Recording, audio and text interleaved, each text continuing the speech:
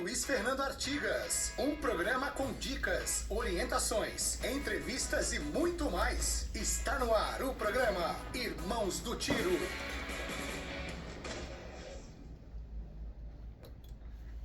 Aos nossos ouvintes, boa noite. Eu sou Luiz Fernando Artigas Júnior.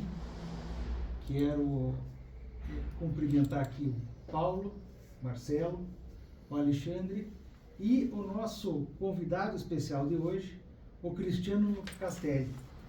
Cristiano é idealizador do podcast Fala Atirador, idealizador do DPI, que é o Desafio de Pistola Interclubes, e presidente da Associação CAC Paraná. Cristiano, é uma alegria recebê-lo aqui. Nós vamos fazer um bate-papo, com certeza, que vai passar muito mais rápido do que o que a gente imaginava. E para nós é uma alegria enorme tê-lo no nosso programa. Obrigado, quero agradecer aqui a oportunidade de poder estar falando um pouquinho dessa paixão que é o esporte do tiro, né? A gente que ama muito isso, então é muito bacana, parabenizar o programa, acompanho aí semanalmente e esse espaço é muito necessário. Meu amigo Paulo Artigas, obrigado pela mais uma vez estarmos juntos, né? O Marcelo, participante aí já também do nosso Desafio de Pistola, a gente vai falar mais à frente. E ao Luiz também, muito obrigado, só agradecimentos. Boa noite a todos os nossos ouvintes aí, boa noite Alexandre, Luiz Fernando, Marcelo, especialmente aí ao Castelli, uma pessoa que eu tenho a mais alta consideração aí. Hoje ele vem nos dar notícia e contar como que funciona, o que é a CAC Paraná, uma associação aí importantíssima no mundo do tiro, especialmente no atual cenário que o atirador e o tiro desportivo passam ante a legislação brasileira. Então, Castelli, seja muito bem-vindo. Quero desde já agradecer a tua presença aqui, frisar a importância do trabalho que você vem fazendo, não somente na CAC Paraná, mas também com o teu podcast do Fala Atirador. É mais um espaço aí que o tiro esportivo tem, é mais uma voz que defende o nosso esporte, que defende o nosso hobby, que defende um amor e, em especial, que defende uma ideologia de altruísmo e de construção. Saiba que você é considerado aqui um irmão do tiro, tal qual nós, faz parte dessa família. E hoje nós estamos com essa possibilidade de trazer aos nossos ouvintes aí a tua fala e o teu conhecimento. Então, boa noite a todos, o Fernando, o Paulo, o Alexandre, em especial o Castelli. Para nós é uma alegria muito grande, né? Tudo que está sendo dito aqui é a expectativa desse nosso encontro, esse encontro fraterno, esse encontro que vai possibilitar a gente descortinar aí várias questões a respeito de CAC Paraná, Desafio de Pistola Interclubes, falar do podcast talvez, se der tempo. E, enfim, para nós é uma alegria realmente muito grande estar aqui e poder compartilhar com os nossos ouvintes essa jornada, né, que para nós, como disse o Paulo, é muito importante e nos traz tanta alegria, né, de poder fomentar, ajudar, proporcionar conhecimento e realmente levar o tiro para frente. Então, seja bem-vindo e vamos lá. Obrigado, só agradecer mais uma vez e dizer que esse espaço é muito importante, né? A gente vai falar sobre associação e um dos principais motivos da associação acontecer foi em busca desses espaços que a gente está debatendo aqui hoje, então só agradecer mesmo. Castelli, então a gente já te apresentou aqui, o Luiz Fernando falou meio que passou assim quem é o Cristiano Castelli. Mas gostaria que você falasse assim, da onde você vem, qual foi o teu contato com o mundo do tiro e que aproximou você, então essa ideia aí, essa ideia de defender o esporte, defender essa prática e hastear essa bandeira, principalmente num ambiente legislativo hostil. Totalmente. Que a gente encontra hoje. Exatamente. Antes de qualquer associação e etc, eu comecei muito cedo envolvido no mundo do tiro por ter família militar. Hoje o meu padrinho e tio é comandante do Corpo de Bombeiros aqui do Paraná, o Coronel Vasco. E então eu cresci, né, tendo toda a família, meu avô, capitão do Corpo de Bombeiros, família militar, então eu cresci vendo aquela farda no varal e eu sempre tive a possibilidade de estudar no colégio da Polícia Militar. Então eu já cresci ali, de certa forma, tendo aquela hierarquia, disciplina, até entrar as fileiras do Exército Brasileiro, né? Então eu tive um contato anterior mesmo já com arma de fogo. Meu pai tinha arma quando eu era muito pequeno, era ainda aquela época de porte pelo DEAN, né, todo aquele processo, então a gente tinha esse contato. E aí eu me apresentei no Exército e fiz aí consegui entrar aí na escola de sargento e tive o meu primeiro contato com o militarismo diretamente. Passei ali de 2010, né, os meus 18 para 19 anos, e nesse período ali, aos 19, eu já adquiri minha primeira arma de fogo. Então, antes ali com 19 anos, eu já possuía ali a minha arma, já possuía o meu porte através do comando, e por esse tempo permaneci aí por quase até 2021, onde eu me licenciei das fileiras do Exército. Durante essa minha entrada no Exército, eu comecei a me dedicar muito na questão de instrução. No primeiro ano ali, como sargento ainda lobinho, né, a gente chega ali ansioso para fazer tudo, eu participei de inúmeras operações e uma delas foi uma preparação ali para o 13º Brabate no Haiti. Então essa preparação eu não cheguei a ir para o Haiti, mas eu treinei. E esse treinamento me trouxe uma motivação muito grande para eu, talvez numa possível saída do Exército, não era esse pensamento no momento, que eu pudesse atuar com instrução, algo do gênero. Então, desde 2013 ali, eu já me dediquei assim piamente me tornei instrutor de armamento e tiro. Participei da Operação Maré no Rio de Janeiro, uma operação real, a qual eu tive a oportunidade de participar. E aí, para que eu pudesse estar muito bem desempenhando essas funções, eu me dediquei ao máximo em instrução, preparação, e aí eu me envolvi a fundo já no mundo do tiro. Em 2018, já pensando aí numa possível saída, né, 2019, foi onde eu fiz aí o meu, digamos assim, o meu maior investimento com relação ao tiro. Foi onde eu conheci aí o Paulo Artigas, né, desenvolvendo lá o meu IAT, o meu instrutor de armamento e tiro. E aí eu realmente me dediquei muito, não tanto para o tiro esportivo, mas sim no tiro defensivo, né? Atuei diretamente em alguns apoios à Polícia Militar aqui do Paraná, instrução e etc. E essa paixão foi aumentando cada vez mais, até que a gente chegasse aí hoje, nos dias atuais, com a associação, enfim. Bom, quando é que foi fundada a Associação Castelli? No começo de 2022, a gente estava numa ascendente muito grande ali com relação ao tiro, né? Até por questão política. E eu vi uma necessidade, eu vi uma necessidade muito grande após ver muita desinformação. Então eu acompanhava ali nas mídias, né, tradicionais, internet, muita gente falando ali, muita coisa que não era a realidade do que a gente vivenciava no mundo. Aliás, quando tem gente que fala bobagem sobre isso. Mas não é brincadeira, tá doido. E isso me incomodava muito. Eu abri ali internet mesmo, e muita gente, às vezes, que estava envolvida no mundo do tiro e trazendo esse tipo de informação, sem falar naqueles que são do lado contrário. E aí eu senti essa necessidade em uma conversa ali com alguns amigos e, né, um dos diretores, e quando a gente fundou aí a associação, o Elton Taborda, a gente conversando, etc., ele chegou à conclusão e falou o seguinte: a gente precisa ter voz. Essa era a ideia.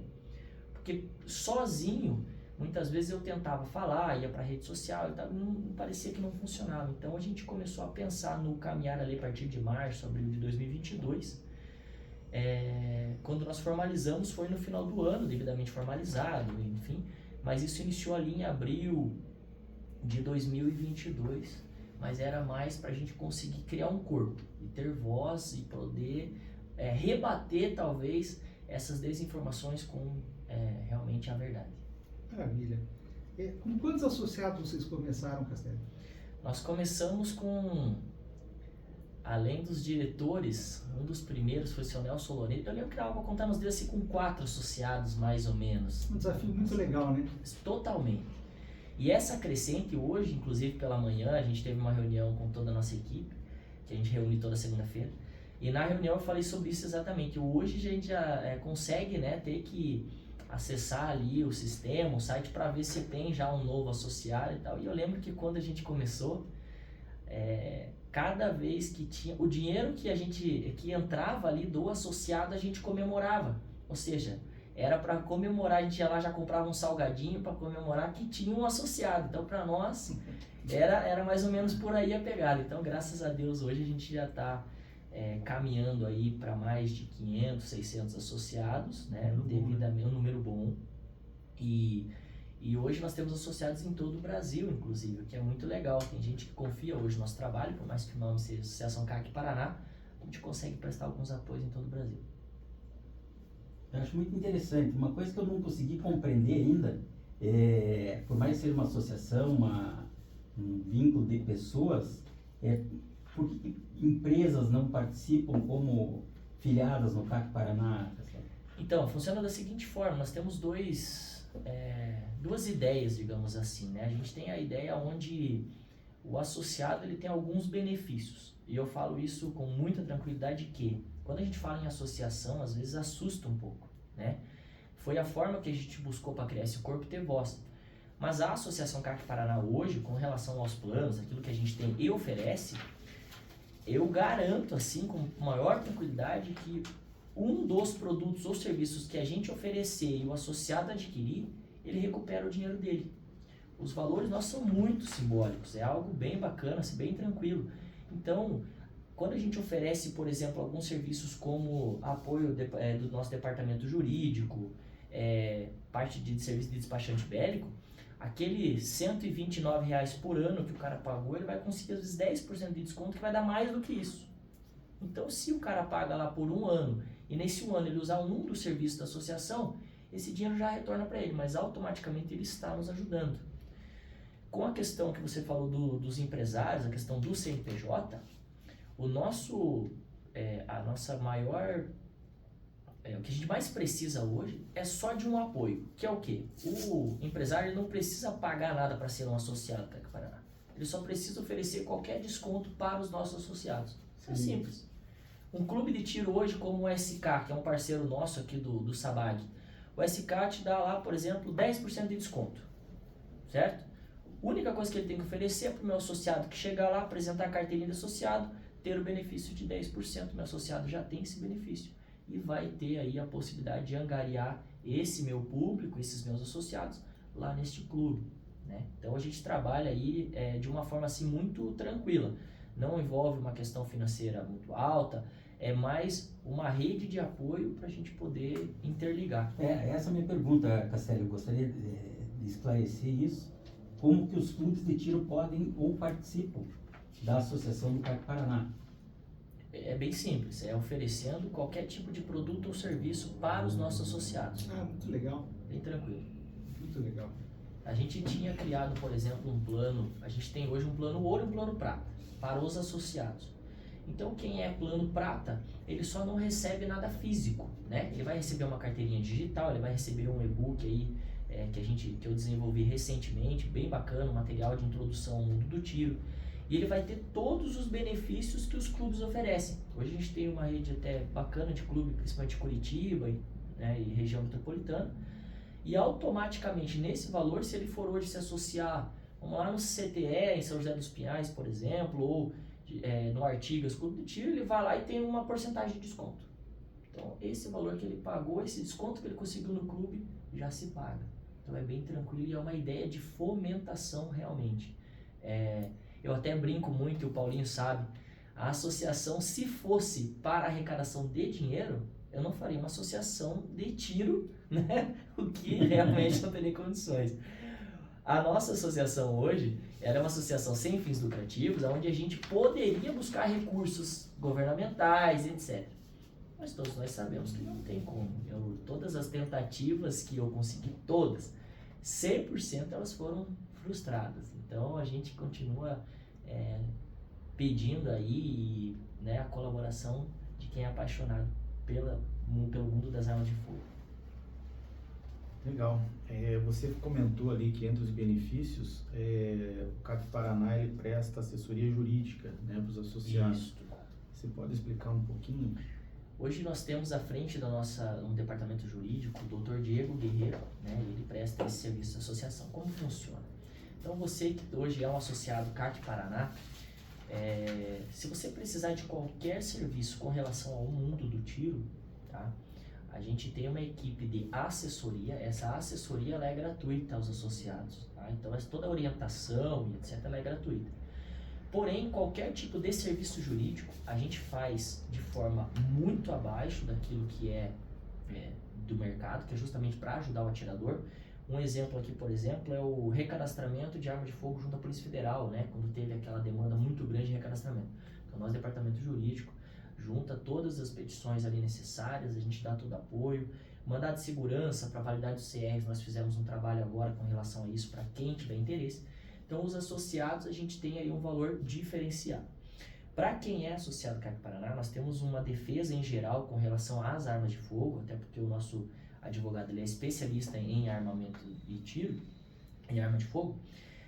A gente tem um valor muito abaixo para que possa auxiliar. E além disso, para quem é associado, a gente consegue outras formas de parcelamento.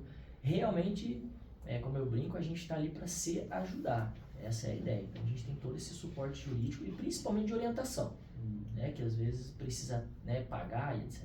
Eu fiquei curioso agora, você falou do mandado de segurança, né? Possivelmente alguém que esteja nos ouvindo nesse momento está pensando, né?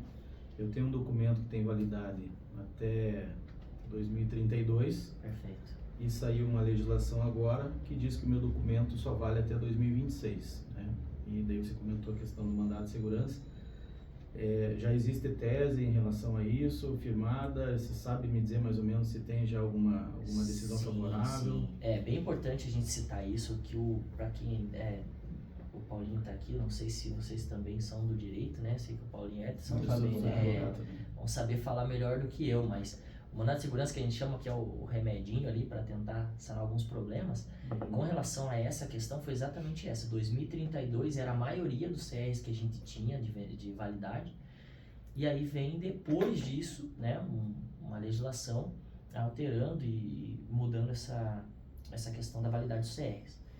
Nós tivemos algumas situações que foram positivas em São Paulo, principalmente, que nós, né, do departamento jurídico e o pessoal da associação, usou como base para dar entrada nesses mandatos solicitando essa alteração. Nós não tivemos ainda uma resposta, isso ainda está acontecendo, mas a gente teve assim, para que nós pudéssemos ter dado entrada nesses processos aqui, a gente já pegou como base alguns que avançaram de fase, tiveram no primeiro momento ali algo positivo, para que a gente pudesse na sequência também caminhar. A gente sabe realmente que as decisões nesses casos elas vão demorar. Sim. Infelizmente hoje o Poder Judiciário, né, pelo menos na fase final dos julgamentos, né, na alta cúpula, né, a gente sabe mais ou menos qual é o entendimento. Então, né, infelizmente a gente pode fazer uma previsão não tem de algum resultado desfavorável, mas eu acho que essa luta ela é importantíssima. Eu acho que há necessidade de conscientização mesmo, pelo menos das instâncias inferiores, para que se possa garantir alguma coisa, né? Sim. E começar já a discutir isso, começar a debater essas questões, porque realmente há necessidade de conscientização de quem lida com esse tipo de assunto. Castelli, deixa eu te situar assim, por que eu acredito que o Marcelo esteja adentrando até para ouvir um posicionamento teu que tem um outro local de fala. Perfeito. E está estudando isso, estão atuando diretamente. Na semana retrasada, nós estávamos lá no Clube Artigas, lá em São José, conversando com o presidente da Federação Paranaense de Tiro Prático, o Mário, né? Perfeito. Tinham outros participantes ali, o professor Wagnelson, o Carlos Torres estava junto também, árbitro conhecido nosso. Sim, sim. E nós estávamos comentando justamente sobre isso, quais seriam os possíveis cenários desses mandados de segurança e quais seriam os riscos de adentrar nessa briga ou não, ou qual seria Enfim, não existe nenhuma posição concreta que a gente possa falar, não, efetivamente é isso, né? Mas Sim. por isso a importância da gente, num espaço como esse, estar debatendo e estar ouvindo até o sentimento que a tua associação lá do CAC Paraná tem em relação a essa demanda. Eu confesso que eu estava dando uma olhadinha assim na doutrina e na jurisprudência, e hoje, amanhã talvez não mais, mas hoje eu sou capaz de apostar que vão acabar suspendendo os efeitos dessas decisões, porque se tratam, ou vão se tratar de casos repetitivos, e aí algum alguma instância suprema, né? Vai acabar Ser Supremo. vai acabar analisando. Sim. E aí, infelizmente, nós temos uma tendência, né, de ter uma interpretação diversa daquilo que a gente acredita. Existe a possibilidade, né? A gente não pode... Eu sempre trabalho lá com a seguinte situação: eu ou não, eu já tenho, e eu tenho ele todos os dias no atual governo e na atual situação que nós vivemos. Então, quando a gente trabalha com alguma possibilidade, tanto que quando a gente dá a entrada nessas documentações, muitas delas são tentativas realmente. A gente não deixa nada, a gente deixa muito claro aos associados o seguinte: vamos tentar, vamos trabalhar junto para que isso aconteça. Realmente, é frustrante, mas eu estou ali como presidente da associação para justamente continuar lutando contra isso, continuar fazendo alguma coisa. Muitas questões, às vezes que parecem muito bobas ali, a gente já conseguiu conquistar. Um exemplo bem prático é que hoje, para você tirar o teu CR, né, fazer a tua documentação, você precisa de 5 anos de residência, os últimos 5 anos de comprovação de residência. Quando bate, por exemplo, lá uma declaração devidamente autenticada pela Sanepar, o Exército me recusa.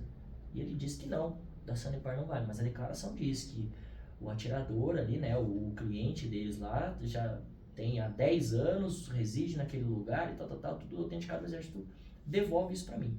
Mas se ele devolve um documento que é oficial e lá ele pede como água, luz, telefone, diferente do aplicativo da Copel que a gente tem aqui, que você entra, tira os 5 últimas faturas, então ele tem que aceitar. Então ele recusa.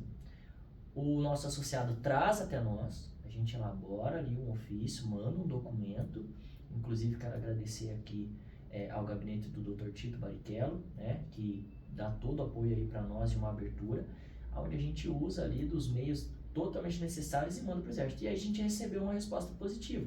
Se a nossa 5ª região, por exemplo, deu esse indeferimento, né, o batalhão, enfim, o SFPC, nós mandamos para o DFPC e recebemos a resposta positiva. Com base nessa resposta positiva, eu faço outros processos hoje, anexo essa resposta e existe aí o deferimento. Então, muita gente estava parando o processo de ser realizado por uma questão de comprovação de residência. E aí, com a associação, a gente consegue buscar essas soluções assim também, né? Eu queria até fazer um comentário sobre isso, né? Porque, veja só, né? Tem gente, eu, por exemplo, né? Tenho meu CR há mais de 30 anos. Sim. Né? E sempre no mesmo endereço, né? Sempre obtendo as documentações, enfim. E daí você tem que fazer a comprovação de endereço, que eles já têm lá, estão carecas de saber, né? Você deve até saber de cor o teu endereço. E daí você precisa juntar um comprovante de residência por ano, um distinto do outro. Né? Como você disse, né? A Copel ela faz a emissão desse documento. Exato. Mas outros órgãos não, né? Então parece que é uma a dificuldade, ela sempre vai existir nesses pontos. Eu dou um exemplo muito, muito recente, que na semana passada eu levei uma pasta de processos para a gente protocolar, seja de nível de atirador, seja de coisas mais complexas, e eles não têm um prazo para resolver. Porém, há alguns processos onde houve a desistência do atirador, ou era processos antigos, lá de 2022, e hoje compensa mais a gente dar entrada num novo processo, você chega lá e fala assim: quero indeferir esse processo. Outro dia o processo está indeferido. Então, o indeferimento, que é algo que não vai gerar mais trabalho para quem está, né, atuando lá dentro, e eu falo isso com propriedade, passei uma década no Exército e sei como funciona o processo, o indeferimento ele é muito instantâneo, é rápido, porque ali encerrou um processo, eu não preciso mais trabalhar, não preciso mais mexer com isso. Mas quando é para você ver verificação de nível, consultar a competição e etc., aí o prazo se estende cada vez mais. Só vamos fazer um parênteses aqui. Eu gostaria de só deixar duas falas aqui para a gente registrar. Se você tem esses pesares aí no teu dia a dia, imagina uma pessoa que tem estudado o direito, que tem uma doutrina e tem uma larga jurisprudência num determinado sentido e a prática completamente contrária. Isso daí traz um sentimento de ter sido enganado na faculdade e de ter um conhecimento nulo, porque você às vezes bate numa determinada tecla que a coisa tem que ser assim. Vou te dar um exemplo sem adentrar nas minúcias aí. Você fala que não tem prazo para a resposta. A lei do processo administrativo se aplica para todo mundo, tem prazo. Tem prazo. Né? Mas na prática, infelizmente, a gente não vê isso, né? Não se cumpre. Então, na mesma medida que o Estado cobra do indivíduo e não abre nenhuma vírgula de possibilidade de consensuar alguma falha, na negativa, como você falou, é instantâneo, né? Infelizmente, é isso que a gente tem visto. Né? E dentro do estado do Paraná, quais as 3 cidades que mais têm associados e se há alguma vinculação disso com serem as cidades que têm mais problema administrativo para conseguir essa documentação? Vamos lá. Hoje a questão de associados, Curitiba, né, por ser a nossa sede, São José dos Pinhais é uma região onde a gente tem bastante associado, e a região de Colombo, Almirante Tamandaré, que a gente fez um trabalho em conjunto com alguns clubes que eu acho que facilitaram essa busca por associado. Eu até posso estar falando errado, mas acredito que a gente tem até talvez um pouco mais de associado. Mas vou te dizer que hoje eu tenho associado no Acre, eu tenho associados em Manaus, né? Tá sempre lá nos acompanhando no podcast e tal, que o pessoal aqui abraçou. O que a gente faz daí para suprir, às vezes, uma necessidade desse associado que está lá do outro lado do Brasil? Então a gente sabe que envia o kit, por exemplo, do nosso plano ouro, que é um valor de R$299, um valor anual. A gente envia um kit com camiseta, pet e tal, todo aquele equipamento, etc, pro nosso associado. E a gente envia para o Brasil inteiro. Quando chega lá, a partir desse momento, a gente verifica quais são os clubes, quais são as empresas que estão ali naquela região da onde o nosso associado está. Então nós fazemos um contato principalmente com os clubes de tiro, lojas de arma, fechamos uma parceria, fazemos essa divulgação deles também, né? Informamos que ali existem alguns associados que vão usufruir desses produtos e serviços.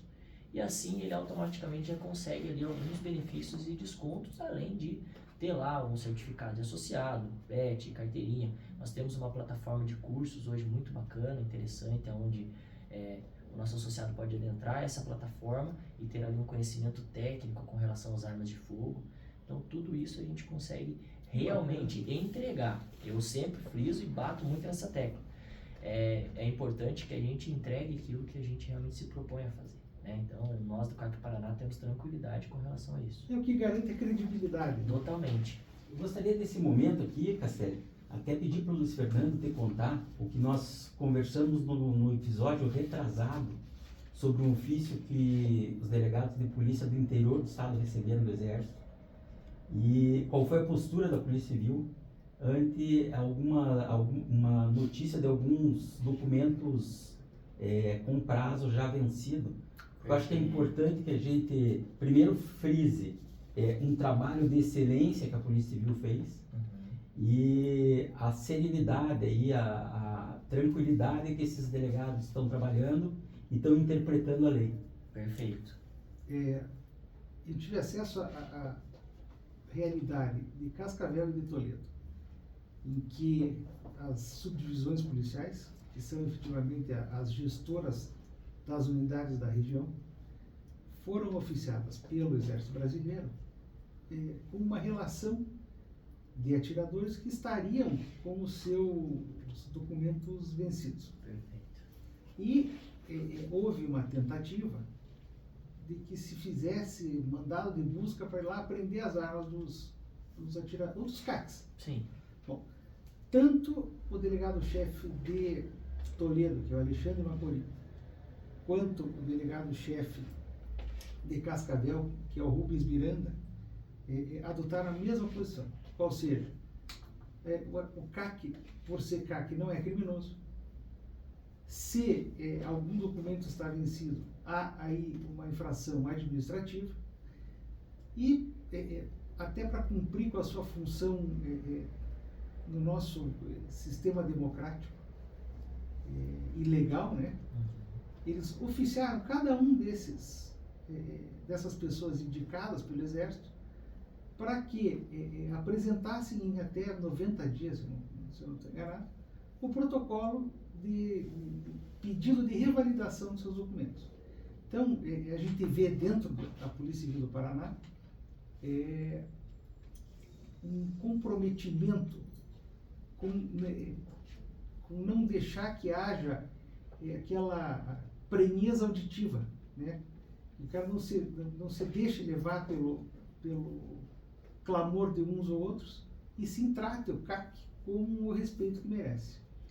Olha, isso é de suma importância e é um dos trabalhos que eu realizo hoje. Na semana passada, na última sexta-feira, eu estava lá na Uniopet, né, com os membros da Segurança Pública, a Guarda Municipal de Araucária, São José dos Pinhais, Curitiba, Polícia Militar e CACs apaixonados por arma de fogo, enfim, com uma palestra chamada Legislação Pertinente aos CACs.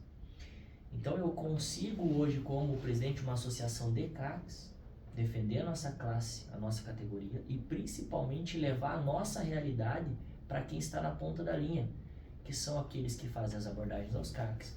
Tinha lá pessoas do direito, né, sejam juízes, tinham advogados, delegados, então era muita gente que participou. E aí eu consigo ter voz e principalmente falar, e eu bato muito nessa tecla, que foi o que você falou. Não há necessidade de tratar o CAC ao rigor, com desconfiança. O processo que ele leva para chegar até o ponto de se tornar um atirador já é burocrático, cansativo, custoso, enfim. Então, quando você tem essa possibilidade de orientá-lo, e o processo muitas vezes não tem como que você vai dar um prazo para que ele te apresente uma documentação que você, quando solicita, não sabe esse prazo. Mas você consegue apresentar um protocolo, né? Então, mais uma vez aí, parabenizar, né, a atitude dos delegados, isso tem que ser ressaltado, eu acho muito legal e bacana e importante. A delegada Tatiana, em muita conversa, né, inclusive parabenizar ela que foi ontem aí eleita vereadora em Curitiba, né? Ela, no tratamento, eu sempre pergunto muito, eu tenho um contato muito próximo com ela, eu pergunto para ela, doutora, como que era a situação desse tratamento com os CACs e tal, como que é dentro da polícia e tal. E ela fala muito isso. Eu sempre tratei de uma forma muito leviana, porque eu sei como era o processo, eu fazia parte, eu sou do mundo tiro. E ela tentava e buscava orientar os demais colegas para que tratassem da mesma forma, né? Então, é muito importante e bacana e fico feliz de saber que tem gente ainda agindo e, se Deus quiser, mais dessa maneira. A doutora Tatiane e o deputado Tito vieram aqui já. Sim, e acompanhei. fizeram uma excelente explanação, né, a respeito de todas essas questões que a gente está abordando agora. Sim. E justamente da necessidade de haver esses esclarecimentos, né, para que os agentes da segurança eles possam atuar de uma maneira mais justa em relação àquilo que o Nando falou, né, que os CACs são pessoas de bem, pessoas honestas, pessoas honradas, pessoas que tiram uma série de documentos para comprovar a sua idoneidade, né? E realmente, se tiver um prazo para protocolar um pedido de renovação desse documento junto ao Exército, vão fazer. Sim. Não vão se omitir, né? E aqueles que realmente não têm interesse, daí que percam as armas, percam o CR, mas é uma grande minoria que faz isso e talvez faça para não se incomodar mais ainda com a burocracia, né?